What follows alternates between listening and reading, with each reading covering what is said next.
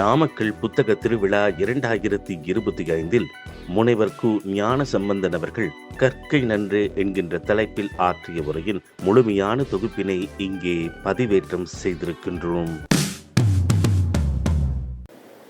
நூலகர் அவர்களை பார்க்கிற போது எனக்கு ஒரு மகிழ்ச்சி என்ன அப்படி என்றால், நான் பேராசிரியராக வரலைன்னா என்ன செஞ்சுருப்பேன்னு கேட்பாங்க என்னை பேட்டியில். நீங்கள் பேராசிரியராக வரலைன்னா நீங்கள் என்ன பண்ணியிருப்பீங்கன்னு. நான் சற்றும் தயங்காமல் சொல்லுவேன், நான் நூலகராக போகணும்னு தான் ஆசைப்படுவேன் அப்படின்னு சொல்லுவேன். ஏன்னா எப்போவும் நூல்களை படிச்சுக்கிட்டே இருக்கலாம், அது ஒரு பெரிய வசதி. அதோடு மட்டும் இல்லை, மனம் நிம்மதியாக இருக்கக்கூடிய இடங்களில் அந்த நூலகம் ஒன்று. அமைதியாக இருப்பாங்க எல்லாருமே, அதுவே சந்தோஷமாக இருக்கும். அதனால் இந்த நூலகத்துறையும் இணைந்து நடத்துவது மிகச் சிறப்பான ஒன்று. நாமக்கலுடைய பெருமைன்னு சொல்கிறப்ப நாமக்கல் கவிஞருடைய அந்த பெருமையை சொல்லணும். அதாவது உப்பு சத்தியாகிரகம் நடக்கிற போது காந்தியடிகள் தொடங்கி வைத்து வடநாட்டிலே, தமிழ்நாட்டிலே ராஜாஜி தலைமையிலே அந்த உப்பு சத்தியாகிரக வீரர்கள் போகிறப்ப அவங்களுடைய அந்த போகிற பாதையினுடைய பயண களைப்பு தெரியாமல், எப்படி ஐயப்பன் கோயிலுக்கு போகிறவங்க ஒரு சரண கோஷம் போட்டு போகிறாங்களோ, பழனிக்கு போகிறவங்க முருகனுடைய பெருமையை சொல்லிட்டு போகிறாங்களோ, அதுபோல் சுதந்திர போராட்ட வீரர்களுக்காக அவர் ஒரு பாட்டு எழுதி கொடுத்தார். அந்த பாட்டு என்னன்னு தெரியுமா? இப்போ கொஞ்சம் புத்தகங்களை கொண்டு வந்து வச்சுக்கிட்டிங்கன்னா, எனக்குள்ள நான் கேள்வி கேட்ட உடனே பதில் சொன்னால் நான் புத்தகம் கொடுப்பேன். இல்லை யாரும் சரிங்க மாட்டேங்கிறீங்க, ஆட்டுக்க மாட்டேங்கிறீங்க.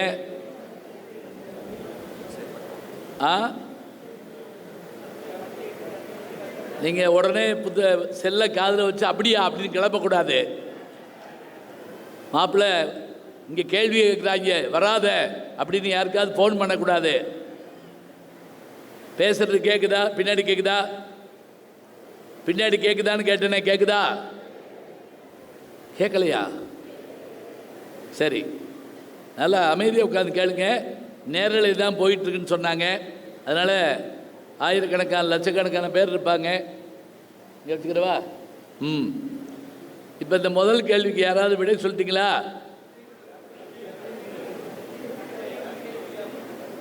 ஒரு ஆள் சொன்னோன்னே எல்லோரும் சொல்கிறீங்க. முதல்ல சொன்னவர் அவர் தான். இந்தாங்க, இங்கே வாங்க, அப்புறம் வாங்கிக்கலாமா? வந்துடுவாரா?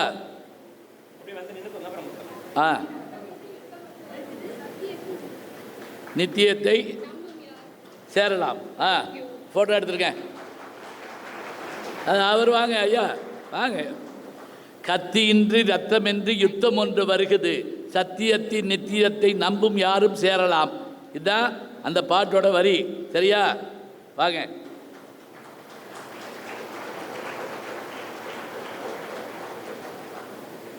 அவருடைய வரலாறு படிச்சிருக்கீங்களா? அவருடைய வரலாறு, நாமக்கல் கவிஞருடைய வரலாறு படிச்சிருக்கீங்களா? சரி, ஊவே சாமிநாதர் அவருடைய வரலாறு படிச்சிருக்கீங்களா? அது அந்த புத்தகத்துக்கு பேர் என் சரித்திரம். எது? ஊவே சாமிநாதருடைய புத்தகத்துக்கு பேர் என் சரித்திரம். நாமக்கல் கவிஞர் எழுதின அவருடைய வாழ்க்கை வரலாறுக்கு பேர் என்ன தெரியுமா? என் கதை. அருமையாக சொன்னீங்க, வாழ்த்துக்கள். புத்தகம் நான் உங்களுக்கு தரேன், வாங்கிக்கங்க. என் கதை கட்டாயம் படிக்க வேண்டிய புத்தகங்களில் ஒன்று என் கதை. அவர் தன்னுடைய வாழ்க்கை வரலாறை மோகனூரில் தொடங்குவார். அவருடைய தந்தையார் நாமக்கல்லில் காவல்துறையில் அவர் கான்ஸ்டபிளாக இருக்கார். அப்படி இருக்கப்ப தன்னுடைய குடும்பம், தன்னுடைய தாயாருடைய வீரம், இது எல்லாத்தையும் அதில் அருமையாக எழுதுவார். சரி, இப்போ இன்னொரு கேள்வி வாங்க. அவர் எழுதின ஒரு கதை திரைப்படமாக தேசிய விருது பெற்றது. தெரியுமா உங்களுக்கு?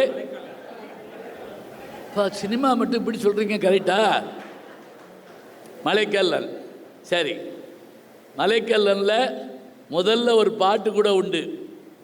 தமிழன் என்றோர் இனம் உண்டு, தனியே அவருக்கு ஒரு குணம் உண்டுலாம் பாட்டு வரும். சரி, இருக்கட்டும். இப்போ நாமக்கல் கவிஞருடைய பெருமையை சொல்ல காரணம் என்ன அப்படின்னா, அவர் பிறந்த ஊர்லேருந்து பேசுகிறோம். என்னை அறிமுகம் பண்ணுறப்ப இவர் சோழவந்தான்னு மட்டும் சொல்லாமல் பாகனூர் கூற்றத்து சோழாந்தக சதுர்வேதி மங்கலம்னு ஒரு வார்த்தையை சொன்னார். அது என்னன்னு நீங்கள் ஒன்றும் பயந்துட வேண்டாம், கல்வெட்டில் இருக்குது. அதாவது பாகனூர் கூட்டம்னா என்னன்னா கூற்றம் அப்படின்னு அர்த்தம். கூற்றம்னா என்ன அர்த்தம்னா இந்த டிஸ்ட்ரிக்ட் தாலுக்குன்னு பிரிக்கிறோம் பார்த்தீங்களா, அது மாதிரி நம்முடைய முன்னோர்கள் பிரித்து வச்சுருக்காங்க.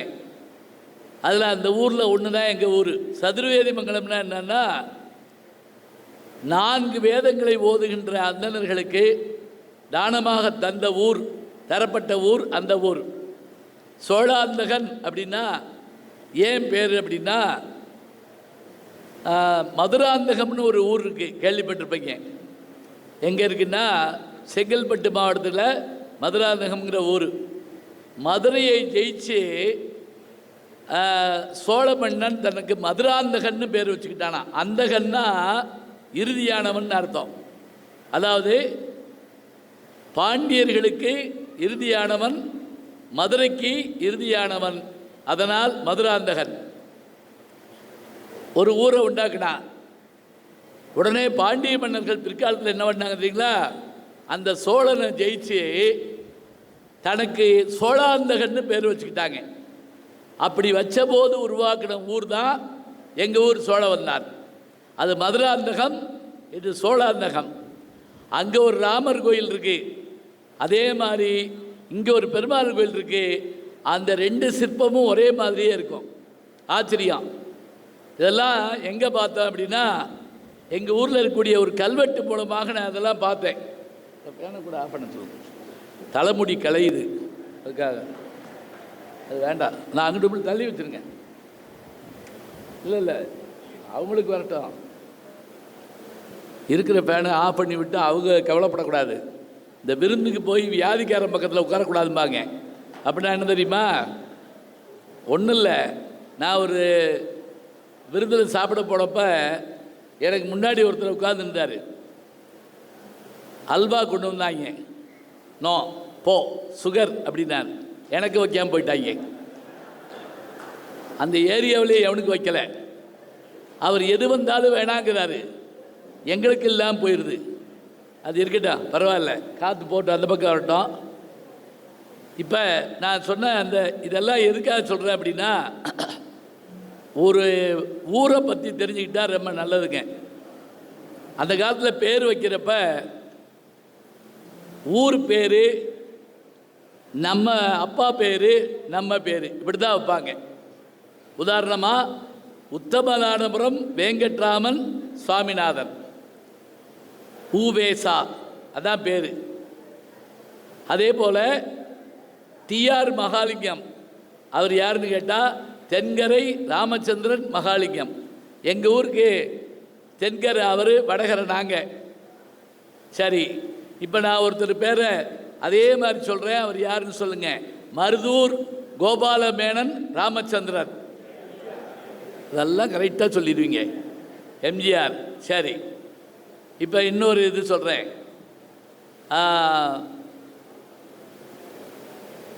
மதுரை சண்முக வடிவு சுப்புலட்சுமி, மதுரை சண்முக வடிவு சுப்புலட்சுமி, எம்எஸ் சுப்புலட்சுமி. எதுக்குன்னா பாருங்க, ஊர் பேர், அம்மா பேர், அப்பா பேர் மாதிரி அம்மா பேர் வைக்கிற வழக்கம் இருக்கு. அதே மாதிரி கொடுமுடி பாலாம்பாள் சுந்தராம்பாள், கேபி சுந்தராம்பாள். நான் யாரையும் லண்டனில் இருக்கவங்கள சொல்லலை, அல்லது அமெரிக்காவில் இருக்கவங்கள சொல்ல, நம்ம ஊருக்காரவங்க. நமக்கு நம்ம வரலாறு தெரியணும், நம்முடைய முன்னோர்களுடைய பேர் தெரியணும். நான் ஜப்பானுக்கு போயிருந்தப்ப ஒரு வீட்டில் 48 தலைமுறைக்கான அந்த பேர் இருந்துச்சுங்க. ஒரு கிளைப்படம் மாதிரி போட்டு வரிசையாக போய் 48வது தலைமுறை தொடங்கி இன்னைக்கு இருக்கிற தலைமுறை வரைக்கும் பேர் இருந்துச்சு. இப்போ நம்மகிட்ட கேளுங்க, அப்பா பேர் தெரியும், தாத்தா பேர் தெரியும். அதிகமாக போனால் தாத்தாவுடைய அப்பா பேர், அதுக்கு மேலே தெரியுமா? சத்தியமாக தெரியாது. ஆனால் நம்ம எல்லாரையும் படிக்கிறோம். நம்ம குடும்பத்தினுடைய பேர் தெரியாமல் போயிடுது. தெரியணும், ஊர் பேர் தெரியணும், நம்முடைய பேர் தெரியணும், நம்முடைய கிளை மற்றவற்றுடைய பேர் தெரியணும். இதெல்லாம் வரலாறு இருக்கணும். இப்போ முதல்ல நான் அமெரிக்காவுக்கு போயிருந்தப்ப 2003 என்னை கூட்டிகிட்டு போய் பல இடங்களை காமிச்சாங்க. இந்த பல்கலைக்கழகம் 300 ஆண்டு பழசு, இந்த பல்கலைக்கழகம் 200 ஆண்டு பழசு, இந்த அருங்காட்சியகம் 250 ஆண்டு பழசு. எனக்கு சிரிப்பாக வந்தது. எங்கள் ஊருக்கு வாங்கய்யா, 1000 ஆண்டு பழசு 1000 வச்சுருக்கோம் நாங்கள். 1000 ஆண்டு பழசு. ராஜராஜ சோழனுடைய அந்த கைவண்ணம் தான் அந்த கோவில், பெருவுடையார் கோயில், தஞ்சை பெருவுடையார் கோயில் 1000 வருஷமாக நிற்கிது. எத்தனை மழை, எத்தனை புயல், எத்தனை நிலநடுக்கம், எது வந்தாலும் அது நிற்கிது. அதெல்லாம் விடுங்க. படையெடுப்புகள் எத்தனை, நம்ம மேலே படையெடுக்காத ஆளே கிடையாது. அத்தனை படையெடுப்பையும் தாங்கி நிற்கிது. நீங்கள் சிவகாமியின் சபதம் படிச்சிருக்கீங்களா? யார் எழுதுனது? கல்கி. மாணவர்கள்லாம் வந்திருக்காங்களா? மாணவர்கள் இருக்காங்களா? வீட்டில் இருக்காங்களா? ஏன்னா இங்கே இருக்கவங்க ரொம்ப சங்கடப்படுறாங்க, யோசிக்கிறாங்க. பொன்னியின் செல்வன் படிச்சிருப்பீங்களே, படம் வந்துருச்சு. அதே கல்கி எழுதுன சிவகாமியின் சபதம். அதில் 2ஆம் புலிகேசி காஞ்சியை முற்றுகையிடுறப்ப, காஞ்சிபுரத்தை அவன் எல்லாத்தையும் அழிக்கிறான். ஆனால் அவன் போய் ஒரு இடத்த பார்த்துட்டு அதை அழிக்க அவனுக்கு மனசு வரல, அப்படியே சுற்றி பார்த்துட்டு திரும்பிடுறான். இதை கல்கி தன்னுடைய கதைக்கு ஏற்ப அருமையாக எழுதியிருப்பார். அப்படி அந்த 2ஆம் புலிகேசியவே மயக்கிய ஒரு கோயில் எது தெரியுமா? கைலாசநாதர் கோயில். எங்கே இருக்கு? காஞ்சிபுரத்தில் இருக்குது. நீ தயவு செஞ்சு நம்ம ஊரில் இருக்கக்கூடிய இந்த சிற்பங்கள், கோயில்கள், இதெல்லாம் அதை பக்தி அல்லது வேறு, அதெல்லாம் ஒரு பக்கங்க. வரலாறுகளை போத தெரிஞ்சுக்குங்க. அது தெரிஞ்சுக்கிட்டா அது நமக்கு ஒரு பெரிய அபூர்வமான ஒன்று. இந்த இருக்கு சேலம் பக்கத்தில் தாரமங்கலம்னு ஒரு ஊர் இருக்குது. அந்த தாரமங்கலம் கோயிலுக்கு போனீங்கன்னா தூணில் 2 சிற்பம் இருக்கும். ஒரு தூணில் ராமன் அப்படி வில்ல வளைச்ச மாதிரி இருக்கும். இன்னொரு தூணில் வாலியும் சுக்ரீவனும் சண்டை போடுற மாதிரி இருக்கும். இது என்ன ஒரு சாதாரணம் தானே நினைக்கலாம். இதில் தான் விஷயம் இருக்குது. ராமன் நிற்கிற தூணுக்கிட்ட இருந்து பார்த்தா அந்த வாலியும் சுக்ரீவனும் சண்டை போடுறது தெரியும். கொஞ்சம் தள்ளி அந்த வாலியும் சுக்ரீவனும் சண்டை போடுற இடத்துல இருந்து பார்த்தா ராமனுடைய சிற்பம் தெரியாது. ஏன் தெரியுமா? ராமன் வாலியை மறைந்திருந்து கொன்றான்கிற விஷயத்தை அந்த சிற்பி தெரிஞ்சு வச்சிருக்கான். அதனால் நம்ம கோயிலுக்கு போகிறப்ப அது என்ன, இது என்னன்னு கேட்டு தெரிஞ்சுக்கிறோம். தெரிஞ்சுக்கிட்டா நல்லது. நான் சொல்கிற மாதிரி பக்தி வேணும், பணிவு வேணும், மற்றவையெல்லாம் வேணும். அதே போல் அந்த அதில் சொல்லப்பட்டிருக்கூடிய செய்தி கட்டாயம் தெரியணுங்க. எப்பயாவது நீங்கள் கோல்கொண்டா கோட்டைக்கு போனீங்கன்னா, ஹைதராபாத்தில் கோல்கொண்டா கோட்டைக்கு போனீங்கன்னா அங்கே இருக்கிற கைடோடு உள்ளே போங்க. எங்கே போனாலும் வழிகாட்டி உள்ளே இருக்கணும், கூட வரணும். அவங்க தான் அரிய விஷயங்களை சொல்லுவாங்க. கோட்டை மேலே இருக்குது, அந்த மலை மேலே அந்த கோட்டை இருக்குது.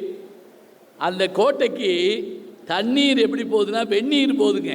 கீழே இருந்து தண்ணி ஊற்றி அடுக்கடுக்காக கொண்டு போகிறாங்க. அதில் ஆச்சரியம் என்ன தெரியுங்களா? அந்த இது மாதிரி இப்படி அரச சபை இருக்குது. அந்த அரச சபையில் ராஜா உட்கார்ந்துருக்காருன்னு வைங்களேன். நம்ம உள்ளே வர்றோம். இப்போ என் கூட வந்து கைடு சொன்னார், உங்களுடைய சட்ட பட்டனை லேசாக அப்படி திருகுங்களே அப்படின்னாரு. என் சட்ட பட்டனை வேற ஒன்றும் இல்லை, நான் லேசாக அப்படின்னாங்க. அந்த ஹால் முழுவதும் ஸ்டீரியோ எஃபெக்டில் டட்ட டட்டன்னு சத்தம் கேட்குது. ஏன் சட்டை தான் எனக்கே பயமாக போச்சு. நம்ம என்ன போட்டிருக்கோம் அப்படின்னு.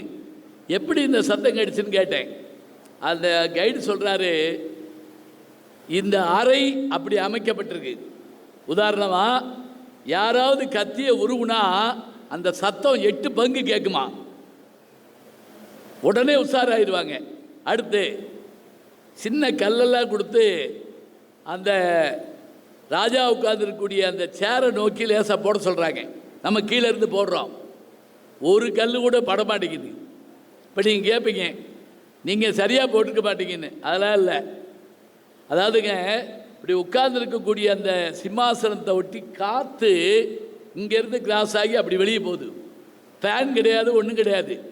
மலை மேலே இருக்கிறதுனால காற்றோட்டத்துக்கு ஏற்றபடி வைத்து யாராவது கத்தியை கொண்டு எரிஞ்சா, வேறு ஏதாவது ஒரு பொருளை கொண்டு எரிஞ்சா அது நேரடியாக அவங்க மேலே படாதான், சட்டுன்னு விளையிடுமா. அப்படியே எவ்வளோ ஆச்சரியம் பாருங்க.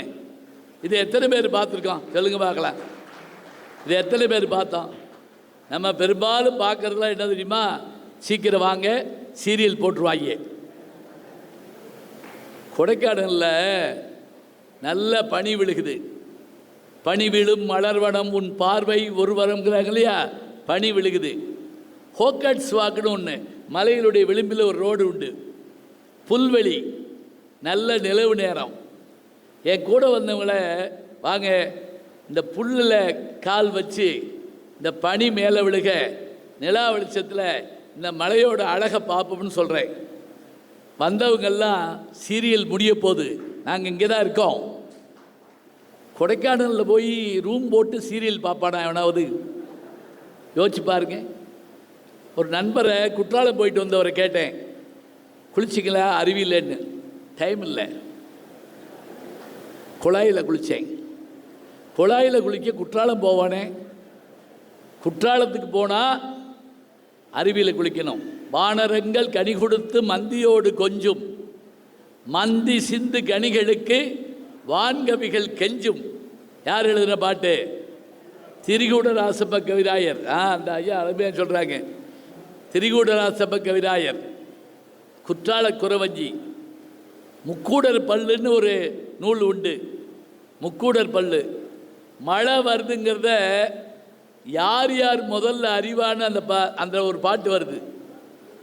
எப்படி அப்படின்னா, அதாவது இப்போ ஆற்று வழியாக போனோம்னு வச்சுக்கலேன், ஆறு மணல் இருக்கும்.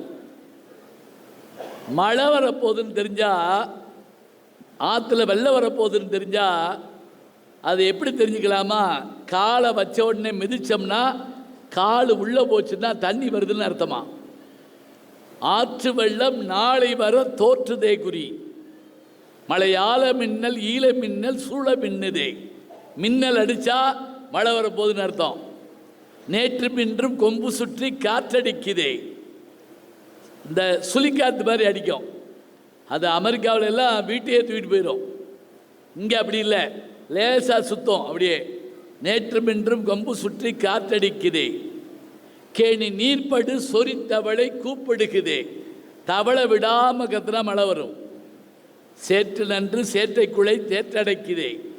நண்டு தன்னுடைய வலையில் அந்த சின்ன ஓட்டை இருக்கு இல்லையா, அதில் மண்ணெடுத்து பூசுனா மழை வரப்போகுதுன்னு அர்த்தமா. நண்டுக்கு தெரியுது, தவளைக்கு தெரியுது, அதே போல் பறவைக்கு தெரியுது. நமக்கு சன் டிவியில் சொன்னால் தான் தெரியுது. அப்படியே தெரிஞ்சாலும் பார்க்க போகிறதில்ல. நம்ம சுனாமி வந்தப்ப பறவைகளெல்லாம் தப்பிச்சு போயிடுச்சு. வேதாரண்ய கடற்கரையில் மான் சரணாலயத்தில், மான்கள் சரணாலயத்தில் மான்களெல்லாம் கரைக்கு ஓடி போச்சு. நம்ம ஆளுங்க வேடிக்கை பார்க்க போகிறோம்னு போய் செத்து போயிட்டாங்க. என்னது அவ்வளோ பெரிய தண்ணியாக வரப்போகுது அப்படின்னு சொல்லிட்டு போய் தண்ணியில் மாட்டிக்கிட்டாங்க. சுனாமிக்கு தமிழ் பேர் தெரியுமா? ஆழிப்பேரலை. சரி, சுனாமி என்ன சொல் தெரியுமா? ஜப்பானிய சொல். சரி, இந்த ஆழிப்பேரலை நம்ம ஊரில் இருந்திருக்குங்கிறதுக்கு என்ன ஆதாரம்னா, தமிழ் சங்கங்களில் முதற் சங்கம் கடல் கொண்டதாக வரலாறு சொல்லுது. அந்த முதல் சங்கத்தில் தான் தொல்காப்பியம் அரங்கேற்றம் பண்ணிருக்கணும். நிலந்தரு திருவிற் பாண்டியன். பாருங்க, நமக்கு வரலாறு தெரியணும், பெயர்கள் தெரியணும், மற்ற எல்லாம் தெரியணும். அதுக்கு என்ன வேணும் அப்படின்னா விடாமல் படிக்கணும். படிக்கிற போது எனக்கு தலைப்பு என்ன கொடுத்தாங்கன்னு சொன்ன மாதிரி அதிவீர் ராம் பாண்டியனுடைய நருந்தொகையிலிருந்து அந்த பாட்டை எடுத்து அந்த வரியை தான் நான் கொடுத்தேன். கற்கை நன்றே கற்கை நன்றே பிச்சை புகினும் கற்கை நன்றே. பிச்சை எடுத்தாவது படி, படிச்சுட்டு பிச்சை எடுக்காத, பிச்சை எடுத்தாவது படி. அப்படி படிக்க முடியுமா? படிக்கணுங்க. திரும்ப ஓவிய சாமிநாதையர் எழுதின அவருடைய இன்னொரு புத்தகம் இது என்றால் அதிலிருந்து வர்றேன்.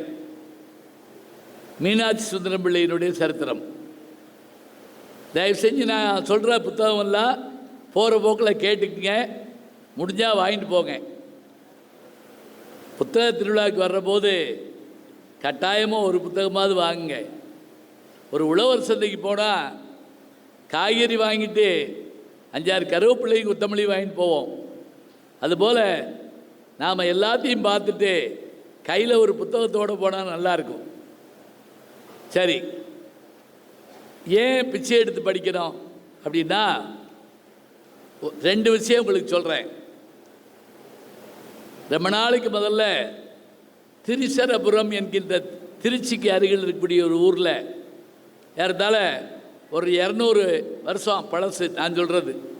அதில் ஒரு பையன் தன்னுடைய வாத்தியார்கிட்ட திண்ண பள்ளிக்கூடத்தில் படித்தான். அப்புறம் அந்த வாத்தியார் சொன்னார், எப்பா எனக்கு தெரிஞ்சதெல்லாம் சொல்லி கொடுத்துட்டேன், ஆத்திசூடி, கொன்றைவேந்தன், நருந்தொகை, ஏழிலும் தமிழ்னு சொல்லக்கூடிய எல்லாம் சொல்லி கொடுத்துட்டேன். இனிமே நீ யாப்பிலக்கணம் படிக்கணும்னா நீ யார்கிட்ட படிக்கணும் அப்படின்னா அந்த இலக்கணம் தெரிஞ்சவங்ககிட்ட தான் படிக்கணும். இந்த பையனுக்கு படிக்க ஆர்வம், ஆள் சொல்லிக் கொடுக்க வாத்தியார் இல்லை. அப்போ அந்த பையன் கவலையோடு இருந்தப்ப அந்த ஊருக்கு ஒரு சன்னியாசி வந்தார்.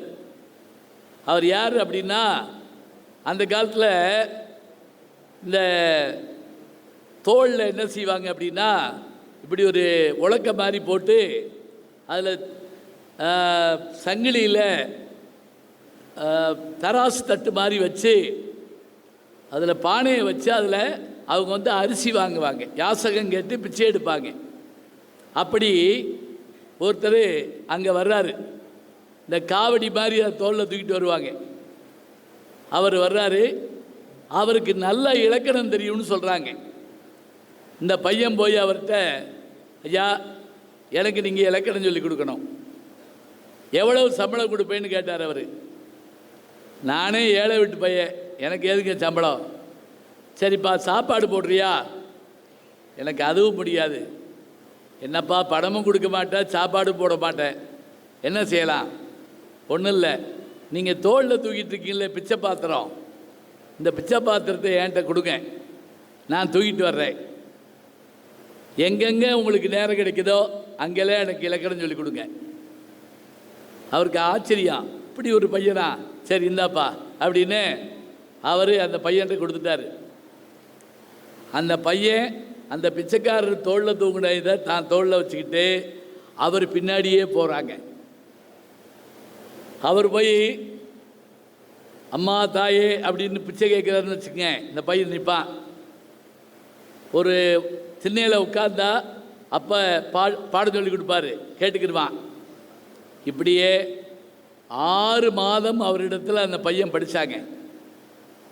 அந்த படித்த அந்த பையன் போகிற போது, நான் உங்களுக்கு தர ஒன்றும் இல்லையேன்னு சொன்னால் அவர் சொன்னார், அப்படிலாம் சொல்லாத, இப்படி ஒரு மாணவனை பெற நான் தான் புண்ணியம் பண்ணியிருக்கணும் சொல்லிட்டு போனார்.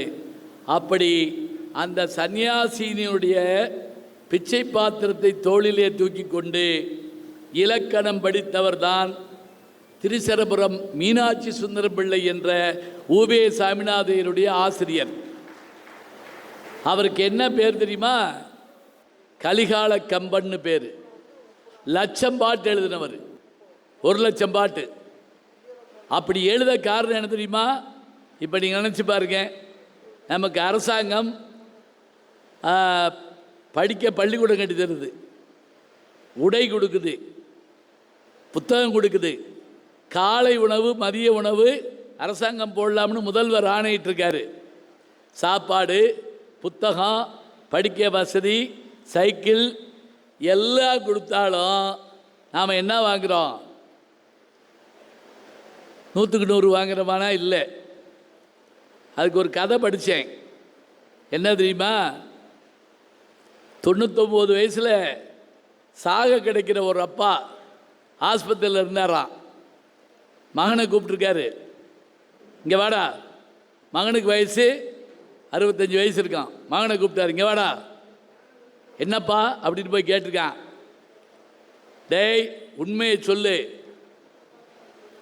நீ 8ஆம் கிளாஸ் படிக்கிறப்ப உன் கணக்கு பேப்பரை என்கிட்ட கொண்டு கொடுத்தில்ல, அதில் நீ 90 மார்க் வாங்கியிருந்தேன்னு போட்டுருந்துச்சுல்ல, உண்மையை சொல்கிறா. அந்த சைபரை நீ தானே போட்ட? எப்பா பேசாமல் படுப்பா. நேரத்தான் கேட்பாங்களா? நீ சொல்லலைன்னா என் ஆத்மா சாந்தி அடையாது. சொல்லு, பேசாமல் படுப்பா. சைபர் நான் போடலப்பா.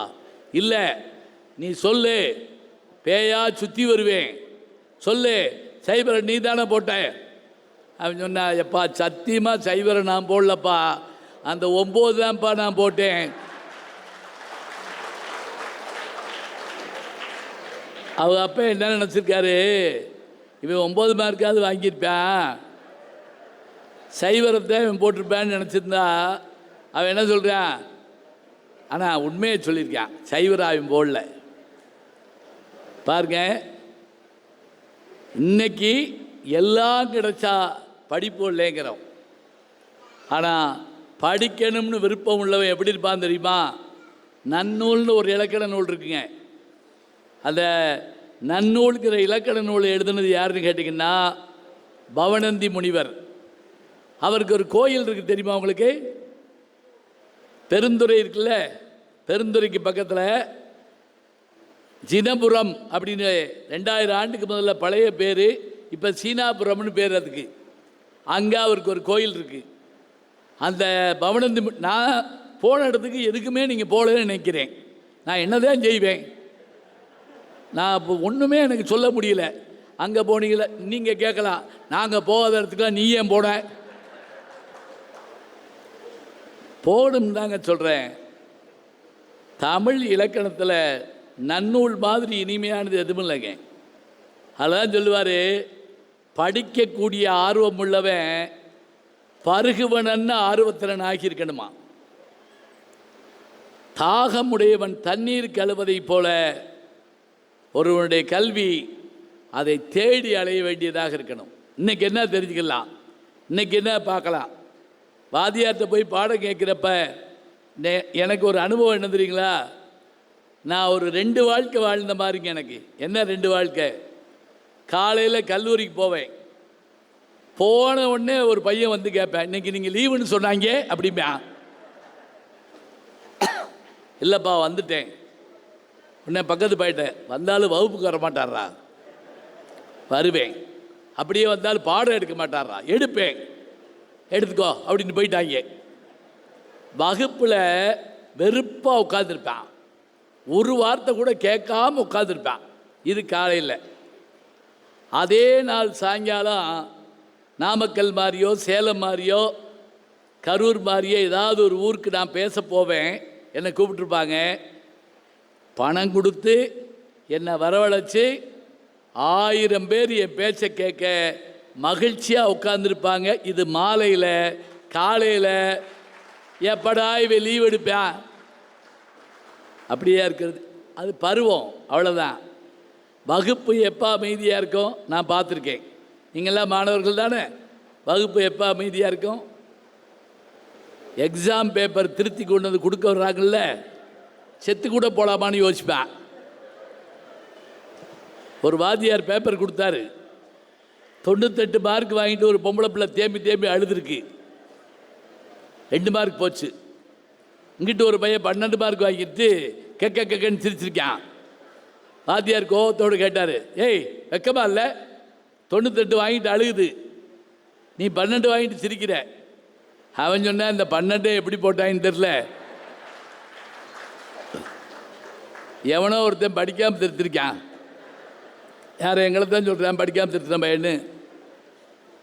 இப்போ பாருங்க, நாம் படிக்க வேண்டிய காலத்தில் படிக்காம விட்டுட்டோம்னா அப்புறம் நினச்சி பார்த்தா கூட நிற்காதுங்க. எனக்கே என்ன ஆச்சரியம் தெரியுமா, நான் 4ஆம் கிளாஸில் 5ஆம் கிளாஸில் 8ஆம் கிளாஸில் 10ஆம் கிளாஸில் படித்த பாட்டு ஞாபகம் இருக்குது. இன்றைக்கி வர்ற ஒரு விஷயத்தை நான் படிக்கிறேன், எனக்கு மறந்து போகுதுங்க. அது காரணம் என்ன என்றால், மறதி நமக்கு காலம் தந்த வரம்னு கூட சொல்லலாம். மறந்து தான் ஆகணும், வேறு வழி இல்லை. அவங்க மருத்துவரமாக இருக்காங்க தெரியும். சில இது எரைசர் ஆகலேன்னு வச்சுக்கோங்க, தேவையில்லாதெல்லாம் ஞாபகம் வச்சுக்கிட்டே அலைவாங்க சில பேர், பூர்வ ஜென்ம ஞாபகம் மாதிரி. அப்போ நல்ல விஷயத்தை படிக்கணும்னா பிச்சை எடுத்தாவது படிக்கணும். கற்கை நன்றே கற்கை நன்றே பிச்சை புகணும் கற்கை நன்றேன்னா அதுதாங்க காரணம். சரி, நான் இன்னொரு கதை சொல்கிறேன்னு சொன்னேன், இதுவும் நான் படித்தது தான். A chicken soup for the soul அப்படின்னு ஒரு புத்தகம் ஆங்கிலத்தில். அதாவது நம்முடைய ஆன்மாவுக்கு கொஞ்சம் சூப் தர்றாங்களா. இப்போ நான் வர்றபோது முடவாட்டுக்கால் சூப் கொடுத்தாங்க. நான் ரொம்ப நாளாக அது ஆட்டுக்கால் சூப்புன்னு நினச்சிக்கிட்டு இருந்தேன்.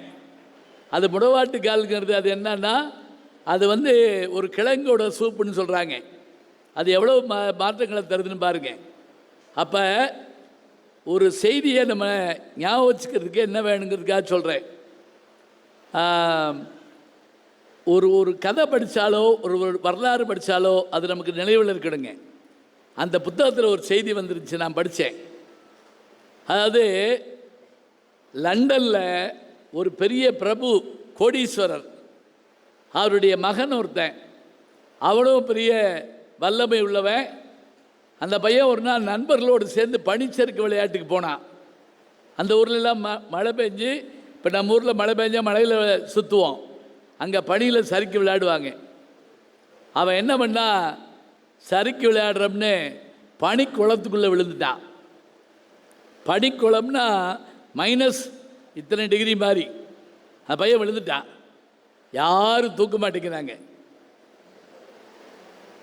நீச்சல் தெரியாதுன்னு இல்லை, உள்ளே போனால் கை கால் ஃப்ரீஸ் ஆகிரும். இப்போ அங்கே மாடு மேய்ச்சிக்கிட்டு இருந்த ஒரு பையன் ஓடியாந்து, இதே வயசு பையன், படார்னு குதிச்சு அந்த பையனை தூக்கிட்டாங்க. அந்த பையனை தூக்கிட்டு மேலே கொண்டு வந்துட்டான். 2 பேரும் மயக்கம் போட்டாங்க. அதுக்குள்ளே அந்த பையனுடைய அப்பாவுக்கு தகவல் போய் அவர் சாரட்டு வண்டி எடுத்துகிட்டு வந்துட்டார். பிள்ளைய பார்த்தாரு, பிழைச்சிக்கிட்டான்னு சொன்னோடனே அவருக்கு ரொம்ப சந்தோஷம். அந்த பையனை கூப்பிட்டு கேட்டாராம், அந்த மாடு மேய்க்கிற பையனை. அவனுக்கு குளிரில் நடுங்கிட்டு இருந்திருக்கான். உனக்கு என்ன வேணும் சொல்லு, என் பையனை காப்பாற்றிட்டேன். மாடு வேணுமா, வீடு வேணுமா, பணம் வேணுமா, என்ன வேணும் சொல்லு. அவன் சொன்னான், என்னை படிக்க வைப்பீங்களா அப்படின்னு கேட்டான். என்னை படிக்க வைப்பீங்களா? அந்த பிரபு கொஞ்சம் அசந்து போனார். ஓ வாழ்நாளெல்லாம் படி, அவ்வளோ செலவையும் நான் ஏற்றுக்கிறேன். காலங்கள் உருண்டு ஓடினேன். அந்த பிரபுவனுடைய மகன் காப்பாற்றப்பட்டால, அவன் தான் அந்த நாட்டினுடைய பிரதம மந்திரியாக மாறினார். அப்படி பிரதம மந்திரியாக மாறியிருந்த அவருக்கு திடீர்னு விஷக்காய்ச்சல் வந்தது. விஷக்காய்ச்சல் வந்த உடனே அந்த பெரியவர் அப்போ இருக்கார், எவ்வளவோ மருத்துவம் பார்க்குறாங்க, காப்பாற்ற முடியல. அப்போ எல்லாரும் சொன்னாங்க, புதிதாக ஒரு இளம் மருத்துவர் வந்திருக்காரு, அவரை கூட்டு வந்து காட்டுவோம். அந்த மருத்துவர் இந்த பையனுக்கு ஏற்பட்ட காய்ச்சலுக்காக 1 மாதம் போராடினாருங்க. போராடி காப்பாற்றிட்டார். காப்பாற்றின உடனே அந்த பையன் பிழைச்சிக்கிட்டாரு. இப்போ அந்த அப்பா, வயதான அப்பா அந்த மருத்துவர் கையை பிடிச்சிக்கிட்டு, என் மகனை காப்பாற்றுறதுக்கு நன்றினாராம். மருத்துவர் சொன்னாராம், ஒரு முறை அல்ல 2 முறை காப்பாற்றியவன் நான் தான் அப்படின்னாராம். எப்படி அப்படின்னு அவர் கேட்டுக்காரு. ரொம்ப வருடங்களுக்கு முதல்ல பனிக்குளத்தில் உங்கள் பையன் விழுந்தபோது ஒரு மாடு மேய்க்கிற சிறுவன் உங்கள் மகனை காப்பாற்றினானே, அவனை நீங்கள் படிக்க வைப்பதாக சொன்னீர்களே, அப்படி காப்பாற்றியவன் நான் தான். உங்கள் பணத்தில் படித்த மருத்துவனும் நான் தான். இப்போது உங்கள் மகனை காப்பாற்றியிருக்கிறேன். இதோட கதை முடியல. அப்படி காப்பாற்றப்பட்ட அவர்தான் வின்சென்ட் சர்ச்சில். ஞாபகம் வச்சுக்கோங்க. இந்த வி ஃபார் வெக்ட்ரின்னு காட்டுவார் இல்லையா, வின்சென்ட் சர்ச்சில். அவரை காப்பாற்றிய அந்த மருத்துவர் தான் பென்சிலின் என்கின்ற அந்த இன்ஜெக்ஷன் அதை கண்டுபிடிச்சவர். பேர் என்ன?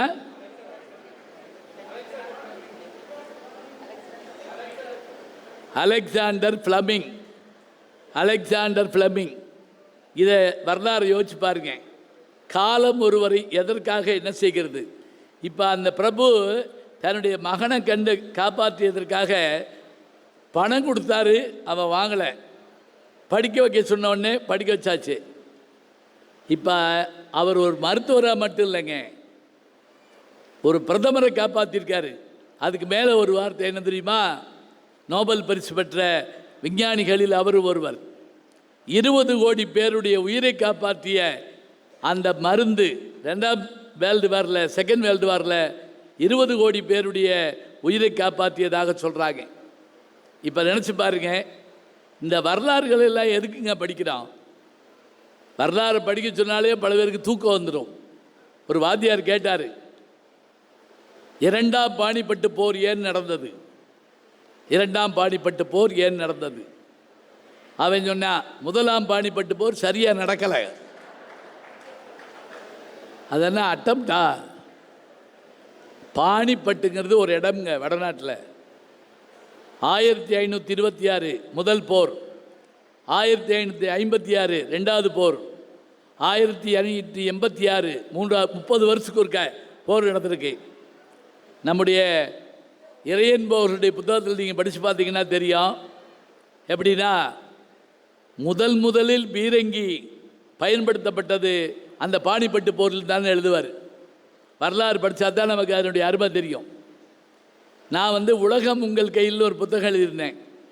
அந்த புத்தகத்துக்கு இறையன்பவர்கள் தான் முன்னுரை கொடுத்துருந்தார். அந்த முன்னுரையை படித்து பார்த்துட்டு எனக்கு 1000 விஷயம் யோசனை வந்துச்சு. ஏன்னா, ஒரு சின்ன தீபத்தை பொருத்தி விட்டால் அந்த தீபம் எப்படி வெளிச்சத்தை தருதோ அதுபோல் உன்னை படிக்கிற போது நமக்கு 1000 வெளிச்சம் கிடைக்கணுங்க. வேற இன்னும் வேண்டாம். நான் நார்வே நாட்டுக்கு போயிருந்தேன். இப்போ நீங்கள் ஒன்றே சொல்லக்கூடாது, 4 வேல போகிறதெல்லாம் நார்வேல போகிறதுன்னு சொல்லாது. இல்லை, உண்மையிலேயே போயிருந்தேன். அந்த நாட்டில் என்னை ஒரு பெரிய அரங்கத்துக்கு கூப்பிட்டு போனாங்க.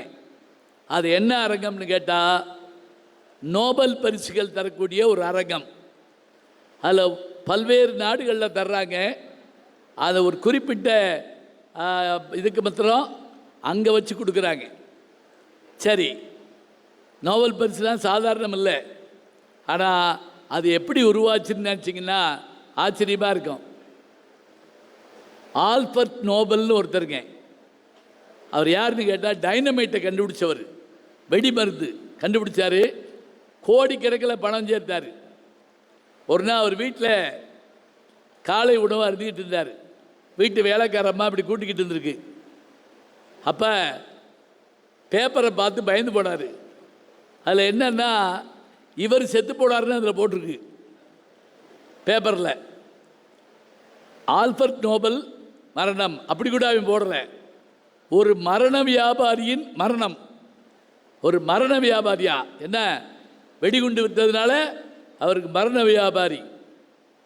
இவர் என்ன பண்ணியிருக்காரு, சரி ஏன்னா நம்ம தான் தப்பாக பார்க்குற பொண்ணு அந்த வேலைக்கார மாட்ட, ஏம்மா ஆல்பர்ட் நோபல் இறந்து போயிட்டான்னு போட்டுக்காம்மா.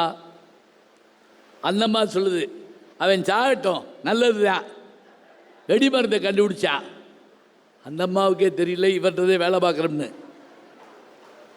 இப்போ தான் இவர் யோசிச்சாருங்க, இந்த பேரோடையா சாகிறது, வெடிமருந்துங்கிற பேரோடையா சாகிறது.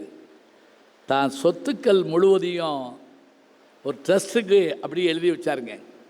அந்த ட்ரஸ்ட் தான் ஆல்ஃபர்ட் நோபலுடைய ட்ரஸ்ட்டு.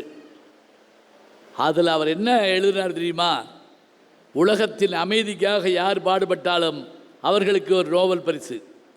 அதே போல் இயற்பியல், வேதியியல், ஒவ்வொன்றுக்கும் கவிதை, எல்லாத்துக்கும் நோபல் பரிசு சொத்தப்புற எழுதி வச்சு இப்போ நமக்கு நோபல் என்று பேர் வந்தால் அந்த கொடையாளருடைய பேர் தான் ஞாபகத்துக்கு வருதே தவிர மரண வியாபாரியின் பேர் ஞாபகத்துக்கு வரல. இதில் ஒரு ஆச்சரியம் தெரியுங்களா? இலக்கியத்துக்கு நோபல் பரிசு பெற்றவர் இந்தியாவில் முதல்ல யார் தெரியுமா? ரவீந்திரநாத் தாகூர். சரியாக சொல்கிறீங்க. இப்போ தான் சபை சூடு பிடிச்சிருக்குன்னு அர்த்தம். இதை கூட வித்தியாசமாக இது பண்ணுவாங்களாம். ஒரு பையன்கிட்ட வாத்தியார் கேட்டிருக்காரு, சொல்கிறா தேசிய கீதத்தை எழுதியவர் யார்? ஷர்மிளா டாகூர் அப்படின்ட்டு இருக்கான். 5 மார்க் போட்டாராம். ஏன்னா பாதி ரைட் இல்லை, தாகூர்னு வருது இல்லையா? ஷர்மிளா டாகூருங்கிறது ஒரு நடிகை. ரவீந்திரநாத் தாகூர் அவருடைய பேர். அவருக்கு இலக்கியத்துக்கான நோபல் பரிசு அவர் எழுதின கீதாஞ்சலிக்காக கிடைச்சது. அப்போ தான் தமிழர் ஒருவர் பரிசு வாங்கினார். பிப்ரவரி 28 என்ன நாள் தெரியுமா? இந்தியாவினுடைய அறிவியல் தினம், நேஷனல் சயின்ஸ் டே. பிப்ரவரி 28 ஞாபகம் வச்சுக்கோங்க. அன்றைக்கி தான் சர் சி.வி. ராமன் தன்னுடைய அந்த தியரியை சப்மிட் பண்ணுறாரு. எப்படி ஒளிவிலகல் சொல்கிறோம் இல்லையா, அதை கொடுக்குறாரு. அதுக்கு தான் நோபல் பரிசு கிடைக்குது. இப்போ இயற்பியலுக்கு இவர் வாங்குறாரு, இலக்கியத்துக்கு அவர் வாங்குறாரு. இப்போ திருப்பி உங்களுக்கு கேள்விக்கு வர்றேன். நீங்கள் நினைப்பீங்க இந்த ஆள் புத்தி போகாது போட்டிருக்கே, கேள்வி கேட்குறதுன்னு. நோபல் பரிசு இயற்பியலுக்கு இருக்குது, வேதியியலுக்கு இருக்குது, இலக்கியத்துக்கு இருக்குது. ஆனால் ஒரே ஒரு இதுக்கு அவர் நோபல் பரிசு எழுதி வைக்கலை. எதுக்கு தெரியுமா?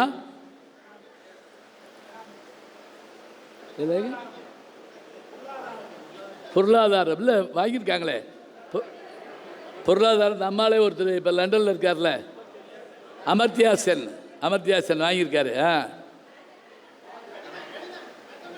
கணிதம், மேத்தமெட்டிக்ஸ். அது ஏன் தெரியுமா? அது ஏங்கிறத நான் படித்து பார்த்து ஆச்சரியப்பட்டேன். எங்கேயா இதெல்லாம் படிப்பியான்னு கேட்கக்கூடாது, படித்தேன், அதனால் சொல்கிறேன். அதாவது இந்த ஆல்ஃபர்ட் நோபல் இளம் வயதில் ஒரு பெண்ணை காதலிச்சாராம். இவர் காதலிச்ச பொண்ணை இவர் கணக்கு வாத்தியார் கூப்பிட்டு போயிட்டாராம். ஆமாம், இவருக்கு சரியாக கணக்கு பண்ண தெரியல, அப்படி கூட வச்சுக்கிடுவான். இந்த கோபத்திலேயே என்னமோ தெரியல, அவர் கடிதத்துக்கு கொடுக்கலன்னு சொல்கிறாங்க. ஆனால் இது உண்மையான எனக்கு தெரில, நான் படித்தேன் அதில். ஆனால் கடிதத்துக்கு இல்லை, அதான் ஆச்சரியம். இப்போ நம்ம என்ன பற்றி சொல்கிறோம் அப்படின்னா, கட் ஆஃப் மார்க்குன்னு வந்தால் அதில் மேத்தமேட்டிக்ஸ், ஃபிசிக்ஸ், கெமிஸ்ட்ரி, அதே போல் கம்ப்யூட்டர் சயின்ஸ் சேர்க்கணுமில்ல. இது இருந்தால் தான் டாக்டர் ஆகலாம், இன்ஜினியர் ஆகலாம், அப்புறம் வேளாண்மை கல்லூரிக்கு போகலாம், சட்டக்கல்லூரிக்கு போகலாம். எனக்கு ஒரு ஆசை உண்டுங்க, நானும் எல்லா இடத்துலையும் சொல்லி பார்த்துட்டேன். என்ன ஆசை தெரியுமா? இந்த கட் ஆஃப் மார்க்கில் physics, chemistry, botany, zoology, mathematics, science, biology இதோடு சேர்த்து தமிழ் மதிப்பெண்ணையும் சேர்த்து அதுக்கும் நாம் இடம் கொடுக்கலாம்னு ஒரு விஷயத்தை யாராவது யோசிச்சாங்கன்னா எவ்வளோ நல்லா இருக்கும். ரொம்ப நாளாக பேசிக்கிட்டே இருந்தவங்க, ஜப்பான்லேயும் ஜெர்மனிலையும் மருத்துவம் படித்தாலும், பொறியியல் படித்தாலும், இலக்கியம் படித்தால், எது படித்தாலும் அந்த நாட்டின் ஏன்ஷியன் லிட்ரேச்சர், பழைய இலக்கியங்கள் படிக்க வேண்டும். இதை நாங்கள் பல இடங்களில் பேசுனதுனால இப்போ பொறியியல் கல்லூரிகளில் தமிழ் வந்துருச்சு. அண்ணா யூனிவர்சிட்டியில் தமிழ் வாத்தியார் வேலைக்கு போகிறாரு, சந்தோஷமாக இருக்கு. மருத்துவத்துக்கு வரணும். ஏன்னா எப்படியும் ஒரு நோயாளிகிட்ட பேசுகிறப்ப நம்ம தமிழில் தானே பேசுகிறோம், சட்டம் பேசுகிறப்ப தமிழில் தானே பேசுகிறோம். ஒரு இலக்கியத்தை, ஒரு இலக்கணத்தை எடுத்து கொடுத்தா நல்லது தானே. ஒன்றும் இல்லைங்க, பெரிய புராணத்தில் மனுநீதி சோழனுடைய கதை வரும். அந்த கண்ணகி சொல்லுவாள்ல, எப்படி பாண்டிய நாட்டுக்கு வந்து டேய் திருடாதைய கணவனை திருடன்னு சொல்லி கொண்டு விட்டியடா அப்படின்னு மன்னன்ட்ட பேசுகிறப்ப ஆரம்பிப்பா, தேரா மன்னா செப்புவதுடையன் எல்லரு சிறப்பின் இமையவர் வியப்ப புல்லுரு புண்கண் தீர்த்தோ நன்றியும் அந்த பாட்டு இருக்கட்டும். அதில் தன்னுடைய கன்றை கொன்றவனுடைய அந்த தீச்செயலுக்கு நீதி கேட்டு ஒரு பசுமாடு வந்து மணி அடிச்சுச்சான். இது கதையில் வருது.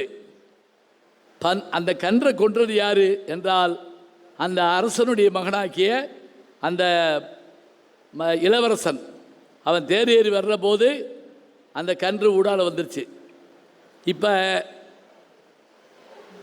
மன்னன் கூப்பிட்டு என்ன செய்கிறான், பசுவினுடைய துன்பத்தை போக்க அந்த குற்றத்தை செஞ்சவனை கொல்லணும்னு நினைக்கிறான்.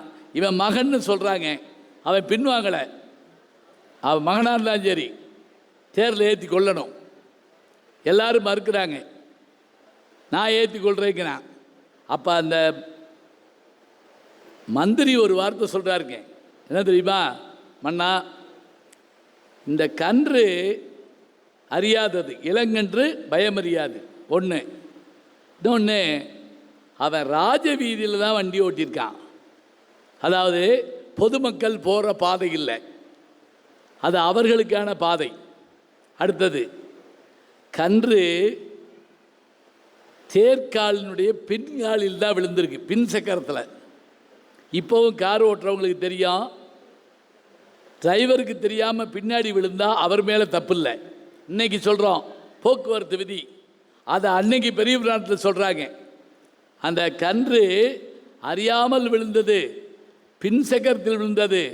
எனவே அந்த இளவரசனை நாம் கொல்ல வேண்டாம். ஆனால் அந்த மன்னன் கேட்கலை. கேட்காம என்ன பண்ணுறாரு, தன் மகனை தன்னுடைய தேர்காலில் வச்சு கொல்ல போகிறப்ப உடனே இறைவன் தோன்றி உன்னுடைய நீதிக்கு பாராட்டுறேன் அப்படின்னு சொல்கிறாரு. இது நான் எதுக்கு சொல்கிறேன் தெரியுங்களா, இன்றைக்கி நம்ம சொல்கிற சட்டமெல்லாம் சோழர் காலத்திலேயே இருந்திருக்கு. இதுதான் ஆச்சரியம். நமக்கு பல செய்திகளை எடுத்து சொல்கிறப்ப கேட்க கேட்க அருமையாக இருக்கணுங்க. முந்தா நாள் கூட திருப்பூரில் நாம் இலக்கியங்களை படிப்பது எதற்காக, இன்புற்று மகளவா அல்லது பின்பற்றி வாழவான்னு பேசினோம். அதில் இன்புற்று மகிழ்தெல்லாம் எழுந்திருக்கீங்களா, படித்த உடனே ஒரு சந்தோஷப்படணும், அவ்வளோதான். இப்போ உதாரணமாக தமிழ் இலக்கியங்களில் நகைச்சுவை இருக்கா, நல்லா இருக்குங்க. நம்ம தான் பார்க்குறது இல்லை. ஹியூமர் இருக்கா அப்படின்னு கேட்டுக்கிட்டு இருக்கோம்ல, நல்லா இருக்குது. நம்ம கேட்கணும், படிக்கணும். ஒரு ரெண்டு ஹியூமர் சொல்கிறேன். நேரம் ஆயிடுச்சு நினைக்கிறேன். முடிவு நேரம் வந்துருச்சுங்களா, முடிஞ்சிருச்சா? இதை முடிச்சிடலாம். ஏன்னா நான் முதல்ல கேட்காம போனேன் எவ்வளவு நேரம் பேசணும்னு. ஏன்னா ஒரு ஊருக்கு போயிருந்தப்போ நான் அந்த ஊர் பஞ்சாயத்து போர்டு தலைவர்கிட்ட எவ்வளவு நேரம் பேசணும்னு கேட்டேன். அவர் ஒடியாந்து என் கையை பிடிச்சிட்டு கண்ணீர் விட்டார். இப்படி கேட்காதீங்கய்யா, உங்கள் ஊர் எவ்வளவு நேரம் வேணாலும் பேசுங்க, நாங்கள் போயிடுவோம் அப்படின்னாரு. எங்களுக்கு வேலை இருக்குல்ல. அப்புறம் என்ன, நான் வேலையை ஏற்றவனா ஊர் ஊராக வந்து பேசிக்கிட்டு இருக்கேன். அதனால் நேரம் சுருக்கமாக பேசிடுவோம். காளமேகப்புலவர்னு ஒருத்தரை கேள்விப்பட்டிருப்பீங்க. அவர் வசைபாட காளமேகம்பாங்க. சாதாரண ஆள் கிடையாது. எப்படி வசைபாடுவார் அப்படின்னா, ஏதாவது தப்பு பண்ணிட்டா கோவம் வரும். இப்போ உதாரணமாக ஒரு விருந்துக்கு சாப்பிட போகிறாரு காளமேகப்புலவர். அப்போயெல்லாம் விருந்து எப்படி, தரையில் உட்காந்து இலை போட்டு பரிமாறுவாங்க. அதான் உண்மையிலே நல்ல முறை. நல்லா சொன்னால் நம்ம பலகையில் உட்காந்துருப்போம், இலை தரையில் இருக்கும். அப்போ தான் வயிறை உள்ளடக்கி சாப்பிடுவோம். இப்போ சாப்பாடு மேலே இருக்குது, நம்ம கீழே இருக்கோம், அது பாட்டுக்கு போகுது. அப்புறம் டாக்டர்கிட்ட போய் மெலியலைன்னு ஒருத்தன் போய் டாக்டர்கிட்ட உடம்பு மெலியலேன்னு கேட்டான். அவர் சொன்னார், சரி நீ மெலியணும்னா 2 சப்பாத்தி சாப்பிடு அப்படின்னாரு. சாப்பாட்டுக்கு முந்தியா பிந்தியா அப்படின்னு கேட்டான். நீ ஜென்மத்துக்கு மெலிய மாட்ட, அதென்ன மாத்திரையா, முந்தியா பிந்தியான்னு கேட்டா சரி, சாப்பாடு தரையில் போட்டு இலை போட்ட வச்சாச்சு, பரிமாறி சாப்பிட்றாங்க. அப்போ அதில் பாயசம் ஊற்றுறாங்க. பல பேர் அதில் அப்பளத்தெல்லாம் போட்டு நொறுக்கி வித்தியாசமாலாம் சாப்பிடுவாங்க. இவர் சாப்பிட்டுக்கிட்டு இருக்காரு, காலமேக புலவர். எதிர்த்தாப்பில் ஒருத்தர் இப்போல்லாம் இந்த பின்குடிப்பி வைக்கிற மாதிரி முன்குடிப்பி வைப்பாங்க சில பேர், அவர்களுக்கு சோழியர்கள்னு பேர். முன்குடிப்பி வச்ச ஒருத்தர் முன்னாடி உட்காந்து நல்ல காலை சப்பனங்கால் போட்டு, அதுக்கு பேர் என்ன, சமணக்கால்னு பேர். சமணனுடைய கால், சமணர்கள் வந்து தவம் பண்ணுறப்ப போடுறதுனால சமணக்கால். அவன் பாயசம் ஊற்றுறப்ப பிசைகிறப்ப அந்த குடும்பி அவுந்து இலையில் விழுந்துருச்சு. அவன் அதை பற்றி கவலைப்படலை, சேர்த்து பிசைஞ்சு அப்புறம் பார்த்தான், அந்த குடும்பி எடுத்து அப்படி விட்டான். ஏத்தாப்பிட்டு இருக்க மூஞ்சியில் ஊரா பாயசம் அடிச்சிருச்சு. நீங்கள் பார்த்துருக்கீங்களா? பல பேர் சாப்பிட்றப்ப நம்மளை பாடாக படுத்திடுவாங்க. அதுலேயும் சில பேர் நம்ம இலைக்கு வந்தாலும் வந்துடுவானோன்னு பயமாக இருக்கும். வேகமாக சாப்பிட்றோம்னு சொல்லிட்டு எல்லை மீறிய பயங்கரவாதம்ங்கிறாங்கல்ல, இது எல்லை மீறிய பயங்கரவாதம். அப்படி சாப்பிடுவான். இப்போ அது மட்டும் இல்லை, ஹேண்ட் வாஷ்னு போட்டிருந்தா போய் கையைத்தானே கழுவணும். சில பேர் அங்கே போய் குளிப்பாங்க, பார்த்துருக்கீங்களா? ஓன்னு கத்தி குடலையே வெளியே இழுத்து கழுவி உள்ளே போட்டுக்கிடுவாங்க. அப்படியே நமக்கு எப்படி இருக்கும் பார்க்க, ரொம்ப பயமாக இருக்கும். இப்போ இவன் எடுத்து இப்படி விட்டான்ல, எல்லார் மேலேயும் பாயசம் அடிச்சிருச்சு. அதில் பல பேர் தொடச்சி சாப்பிட்டேன். இதெல்லாம் அங்கே பார்த்துருக்கோம், எங்களுக்கு பழக்கம்தான்னு. நம்ம காலமேக புலவர் மேலே பட்டுச்சு. பட்ட உடனே அவர் கோவம் வந்துருச்சுங்க. கோவம் வந்தால் பாட்டிலே தான் திட்டுவார். நம்ம யாரையாவது கோவிச்சு வையறதா இருந்தால் எப்படி வைவோம்? அவர் போயிட்டாரான்னு கேட்டுக்கிட்டு,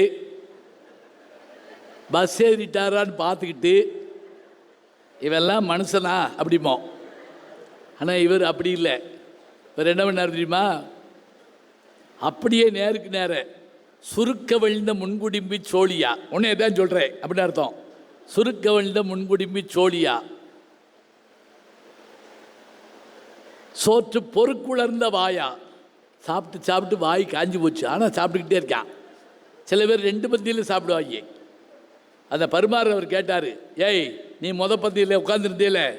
இவன் சொன்னான், இந்த பாரு, உனக்கு ஞாபக சக்தி அதிகம், எனக்கு ஜீரண சக்தி அதிகம். ஓ வேலையை நீ பாரு, என் வேலையை நான் பார்க்குறேன். சோற்று பொறுக்குளர்ந்த வாயா. திருக்குடந்தை, அவன் ஊர் பின்கோடு உள்பட சொல்கிறாரு. திருக்குடந்தை, கோட்டானை. கோட்டானை தெரியுமா? ஆந்த கோட்டானே, நாயே, குரங்கே, உனையொருத்தி, போட்டாலே வேலையேற்று போய். இதாங்க பாட்டு. இந்த பாட்டில் என்ன சிறப்பு தெரியுமா? அவர் வஞ்சதெல்லாம் சிறப்பு இல்லை. உங்கள் அம்மா உன்னைய பெற்று போட்டா பாரு சொல்கிறோம்ல, நல்லா கவனிங்க. பிள்ளை பிறந்தது, சரியா? மாடு கன்று போட்டது, நாய் குட்டி போட்டது, ஆடு குட்டி போட்டது. இப்படி தான் சொல்லுவோம். இதை மனுஷனுக்கு சொல்லுவோமா? யார்த்தையாவது போய் கை கொடுத்து கங்க்ராச்சுலேஷன் உங்கள் ஒய்ஃப் குட்டி போட்டிருக்காமல அப்படின்னு கேட்போமா? ஏன்னா லூசா நீயே, குட்டி போட்டிருக்கா. மரபு நிலை திரியின் பிரிது பிரிதாகும்னார் தொல்காப்பியர். ஒரு மரபை இன்னொரு மரபை தப்பாக சொன்னோம்னா அது பிழையாக போயிடுமா. இவர் என்ன செய்கிறாரு? உங்கள் அம்மா உன்னைய வந்து போட்டாலே வேலையேற்று போய். இந்த பாட்டை திருப்பி பாருங்க. எப்படி? சுருக்க விழுந்த முன்குடிம்பி சோழியா, சோற்று பொறுக்குளர்ந்த வாயா, திருக்குடந்தை, கோட்டானே, நாயே, குரங்கே, உணர்த்தி, போட்டாலே வேலையேற்று போய். எவ்வளவு கோபம் இருந்தால் இப்படி வையணும்.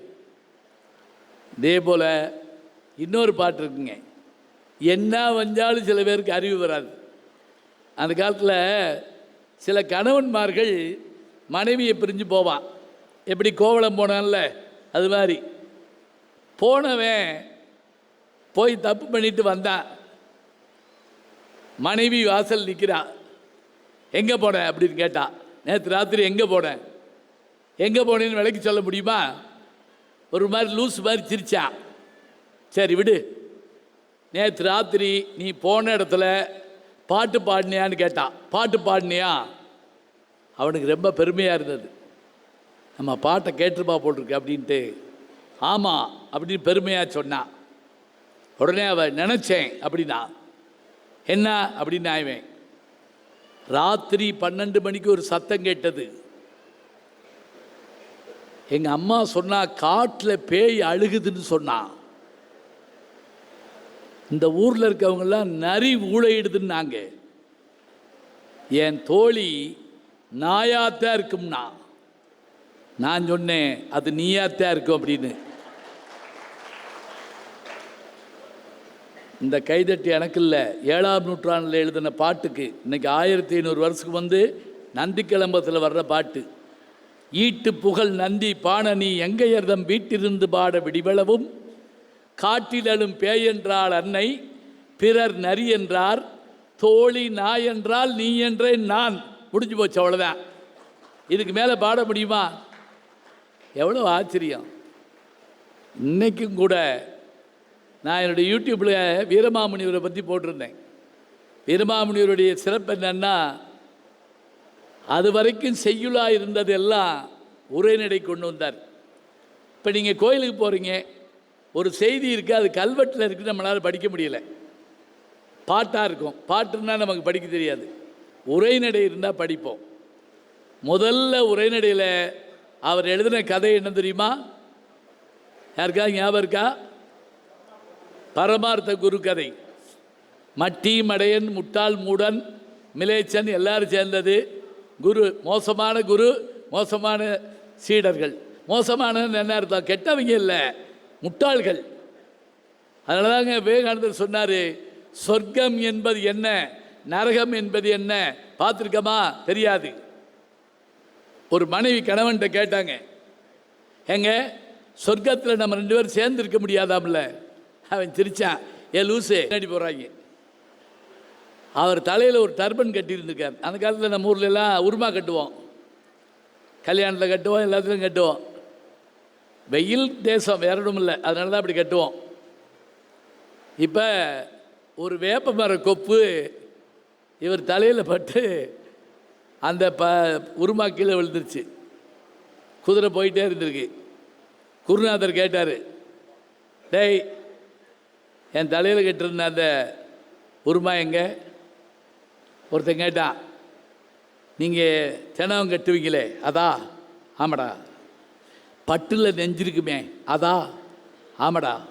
நீளமாக இருக்குமே அதான். ஏலே ஆமாடா. எங்கே? 3 மைலுக்கு அங்கிட்டு கிடக்குது அப்படின்னாங்க. ஏன்டா எடுக்கலைன்னாரு. நீங்கள் எடுக்க சொன்னீங்களா? சரி, இனிமே எது கீழே விழுந்தாலும் எடுங்க. கொஞ்ச நேரம் கழித்து அந்த குதிரை சாணம் போடுச்சு. ஒருத்தர் வேட்டியை கழட்டி அள்ளிட்டு வந்துட்டான். இதை ஏன்டா கொண்டு வந்தேன்னாரு. எடுக்கக்கூடாதுன்னு சொன்னீங்களா? அப்போ என்ன பண்ணலாம்? எது விழுந்தால் எடுக்கலாம், எது விழுந்தால் எடுக்கக்கூடாது, ஒரு பட்டியல் கொடுங்க. உடனே பட்டியல் கொடுத்தாரு. இது விழுந்தால் எடுக்கலாம், இது விழுந்தால் எடுக்கக்கூடாது, இது விழுந்தால் எடுக்கக்கூடாது, இது விழுந்தால் எடுக்கலாம். அதை கையில் வச்சுட்டு போகிறாங்க. குதிரை அப்படியே ஒரு மலை மேலே அப்படி ஏறி போகிறப்ப தடுக்கி உருண்டு ஒரு பள்ளத்தில் விழுந்து, அவர் குருநாதர் விழுந்து குதிரை அவர் மேலே விழுந்து அவர் கத்துறாரு, தூக்குங்கிறாரு. எடுக்க வேண்டிய பொருளில் பார்க்குறாங்க, அவர் பேர் இல்லை, போயிட்டாங்க. நினச்சி பாருங்க, பெரிய தவளையை பிடித்த பாம்பு முழுங்கவும் முடியாமல் துப்பவும் முடியாமல் இரவு முழுவதும் போராடி 2ம் சாவதைப் போல நல்ல குரு கிடைக்காவிட்டால் நல்ல சீடன் கெட்டு போவான். நல்ல சீடன் கிடைக்காவிட்டால் அது குருவுக்கு துன்பத்தை கொடுக்கும். அதனால் குருவும் சீடனும் சிறப்பாக இருந்தால்தான் கல்விக்கு வழி கிடைக்கும் என்று நம்முடைய விவேகானந்தருடைய வார்த்தையை வைத்தே நாம் சொல்லலாம். 1000 விஷயங்கள் இந்த உலகத்தில் இருக்குங்க. இன்றைக்கி எந்த செய்தி வந்தாலும் படிக்க பாருங்கள், அன்னைக்கு எந்த செய்தி வந்தாலும் படிக்க பாருங்கள். சிலபஸ் தான் படிப்பேன்னு படிக்காதீங்க. ஒரு பேப்பரில் கடலப்பருப்பு வாங்கி திங்கிறோம். தின்னு முடிச்சுட்டு அந்த பேப்பரை அப்படி பெரட்டுறோம். அது பின்னாடி ஒரு சின்ன கவிதை இருந்துச்சுன்னு வைங்களேன், அதை படிக்கிற போது அந்த சாப்பிட்ட கடலையை காட்டு அது சுவையாக இருந்துச்சுன்னு வைங்களேன், நமக்கு அதாங்க வாழ்க்கையில் இனிமையான ஒன்று.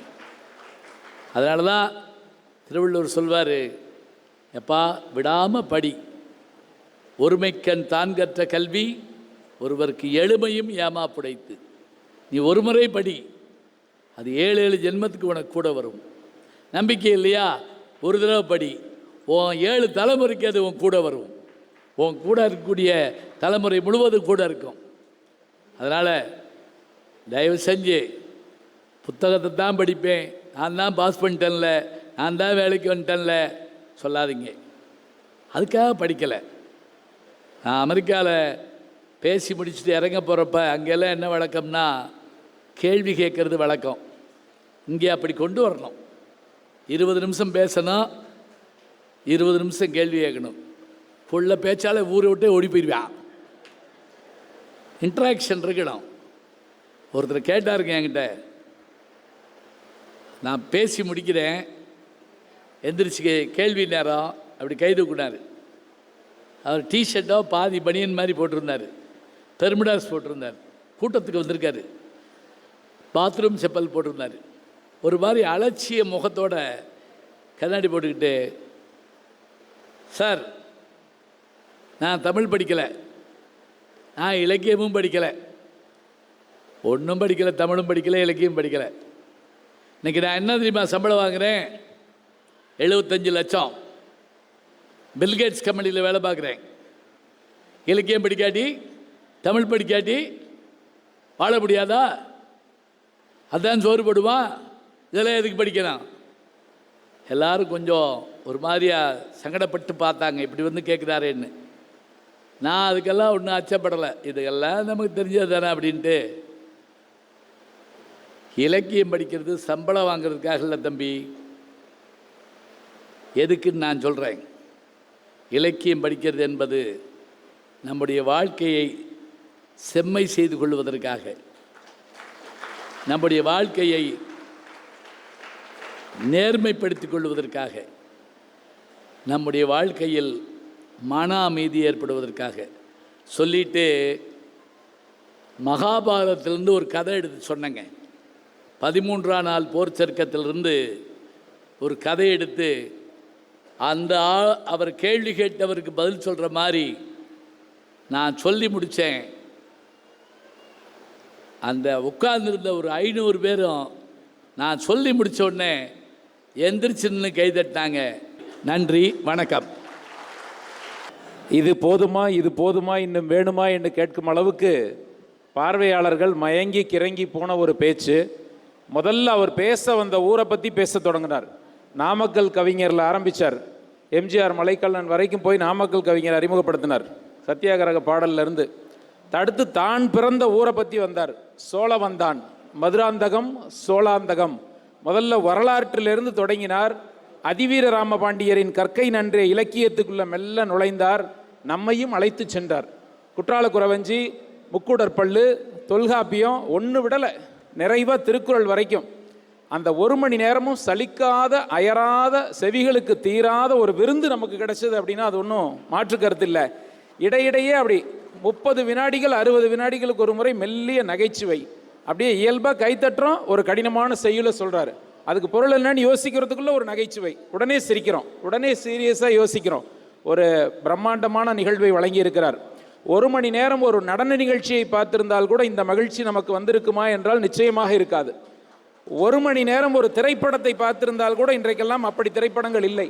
ஒரு தனி நபர் ஒரு ஒளிபெருக்கியின் முன்னால் நின்று 1 மணி நேரமாக ரசவாத வித்தை செய்து நம் மனத்தை மயக்கி இருக்கிறார், உள்ளே நுழைந்திருக்கிறார். மிகவும் ஆச்சரியம். திரிசரபுரம் மீனாட்சி சுந்தரம் பிள்ளை அவர்கள் தன்னுடைய ஆசிரியருடைய பிச்சை பாத்திரத்தை ஏந்தி படித்து கலிகால கம்பன் என்று பெயர் எடுத்திருக்கிறாரே. கற்கை நன்றே, கற்கை நன்றே, பிச்சை புகினும் கற்கை நன்றே. ரொம்ப யோசிக்க வச்சார். சரி, நம்ம பழங்கால இலக்கியம் தான் படிச்சிருப்பார் போல இருக்கு அப்படின்னா அறிவியலுக்குள்ள போறார். அலெக்சாண்டர் பிளமிங் கண்டுபிடிச்ச பென்சிலின் 2ஆம் உலகப் போரில் எவ்வளவு பேர் உயிர்களை காப்பாற்றியது, அவர் படித்த வரலாறும் யாசகம் பெற்று உதவி பெற்று படித்த வரலாறு. வழங்கியவனும் நாட்டின் பிரதமரானான் வின்ஸ்டன் சர்ச்சில்னு வியக்க வைத்தார். இப்படி அவர் பேசியதை மீண்டும் ஒவ்வொரு வரியாக இன்னும் 1 மணி நேரம் பேசலாம் போல் கேட்ட எனக்கே ஆசையாயிருக்கிறதே. இந்த அரங்கிற்கு எவ்வளவு மகிழ்ச்சியாக இருக்கும். இந்த பதிவை குறித்து உங்களுடைய கருத்துக்கள் வரவேற்கப்படுகின்றன.